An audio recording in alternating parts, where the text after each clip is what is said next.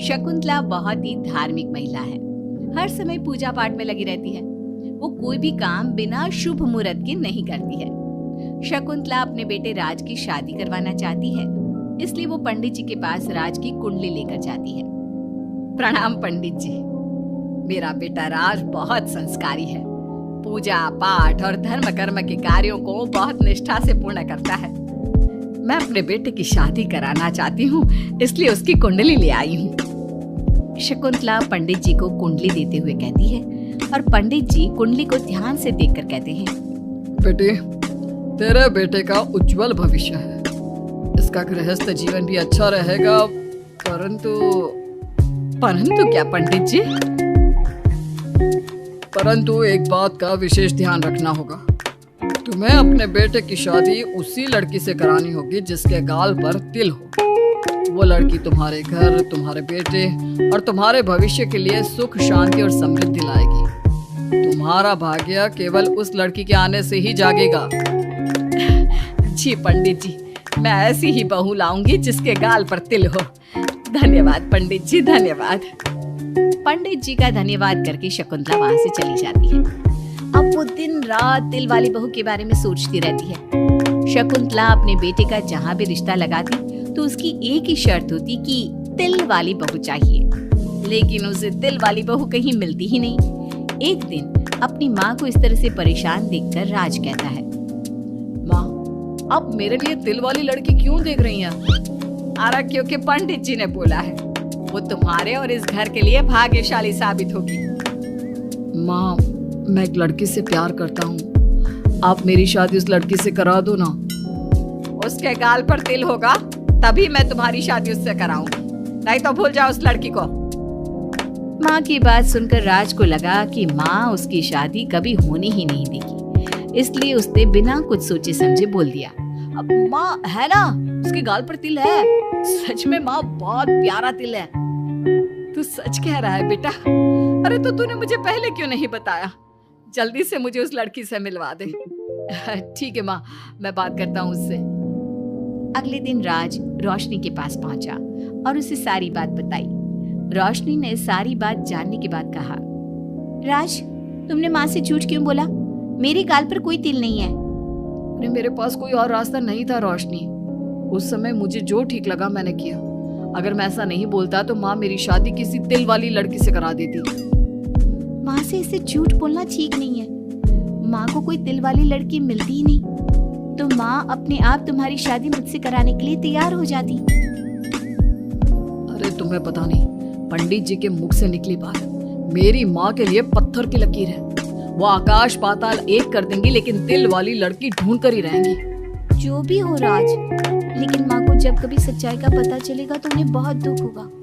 और मेरे गाल पर तो तिल है ही नहीं, अब मैं माँ से कैसे मिलूंगी? तुम अपने गाल पर काजल से तिल बना लो ना, बाकी मैं संभाल लूंगा। अगले दिन रोशनी ने ऐसा ही किया। उसने काजल से गाल पर एक तिल बना लिया। उसके बाद राज ने रोशनी को अपनी माँ से मिलवाया, और जब शकुंतला ने रोशनी को ध्यान से देखा तो उसके गाल का तिल देखकर बहुत खुश हो गई और दोनों का रिश्ता पक्का कर दिया। कुछ ही दिनों में शकुंतला ने राज और रोशनी की शादी बहुत धूमधाम से करा दी। बहू, राज, जल्दी बाहर आओ, एक खुशखबरी है।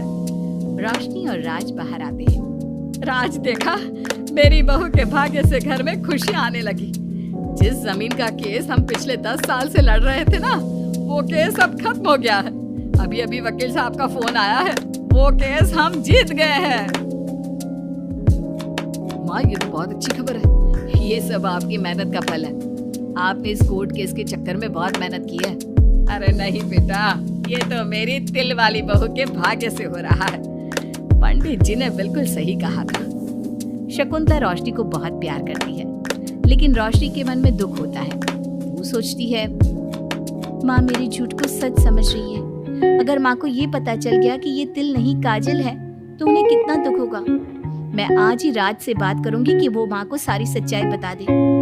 शाम को राज घर आता है तो रोशनी राज से कहती है, राज, हमें माँ को सारी सच्चाई बता देनी चाहिए। घर में कुछ भी अच्छा होता है तो माँ को लगता है कि सब मेरे गाल के तिल की वजह से हो रहा है। तुम्हारे गाल की तिल की वजह से कुछ नहीं हो रहा, लेकिन हाँ, तुम्हारी वजह से हो रहा है। तुम इस घर में लक्ष्मी का रूप लेकर आई हो। सब बात ठीक है राज, लेकिन मैं माँ से और झूठ नहीं बोल सकती। मैं कल ही उन्हें सब कुछ सच सच बता दूंगी। नहीं रोशनी, अभी हम कुछ नहीं बता सकते। अभी हमारी शादी को ज्यादा दिन भी नहीं हुए। तुम माँ के दिल में अपने लिए थोड़ी और जगह बना लो, उसके बाद में पक्का मैं ही माँ को सब कुछ बता दूंगा।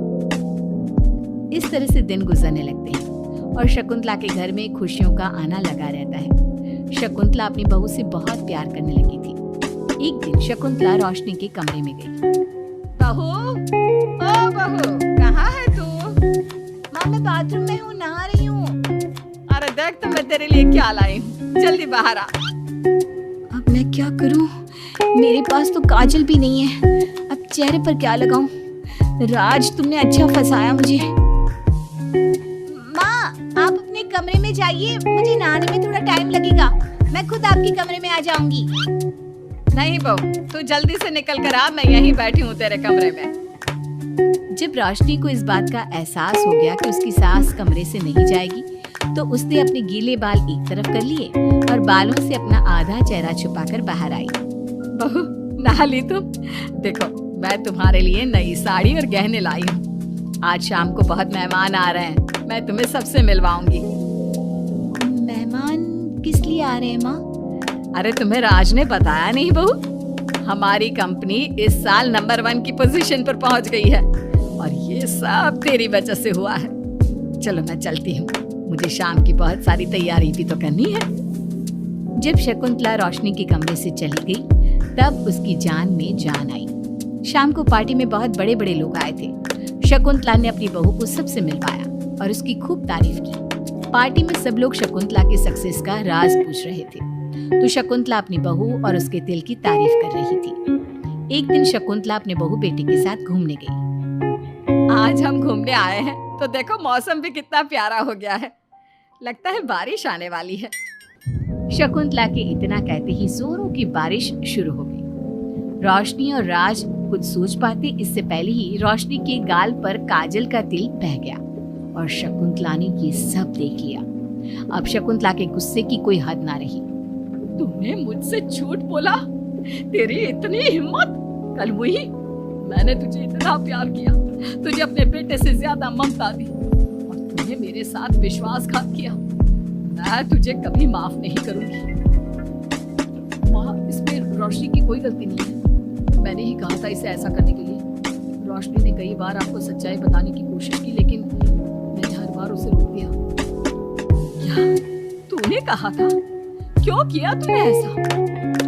कितना बुरा दिन था वो जब मैंने तुम दोनों की शादी करवाई और तुझे शर्म नहीं आई अपनी माँ को धोखा देते हुए। तो माँ मैं और क्या करता? अब तो पीछे ही पड़ गई थी दिल वाली बहू के। आपको कोई लड़की भी तो नहीं मिल रही थी और मैं रोशनी को बहुत प्यार करता हूँ, उसके बिना नहीं रह सकता। हाँ, तो अब इसी के पास रहे।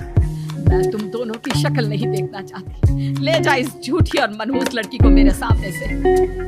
माँ, कल तक तो रोशनी बहुत भाग्यवान थी, आज ये मनहूस हो गई। अपनी सोच बदलो माँ, चेहरे के ऊपर तिल होने से कुछ नहीं होता। आपने देखा नहीं, रोशनी के घर आते ही हमारे सारे काम पूरे हो गए। आज हमारी कंपनी नंबर 1 है। अब कब अंधविश्वास करना छोड़ोगी? बेटे के इतना समझाने पर माँ को समझ में आ जाता है कि वो गलती कर रही है। शकुंतला अपनी बहू बेटी को लेकर घर आ जाती है। अगले दिन शकुंतला रोशनी के गाल पर काजल से एक तिल बना देती है। राज और रोशनी शकुंतला को बहुत हैरानी से देखते हैं। तब वो कहती है, ऐसे क्या देख रहे हो तुम दोनों? ये तिल नहीं, काला टीका है, ताकि मेरी बहू को किसी की नजर ना लगे। शकुंतला की बात सुनकर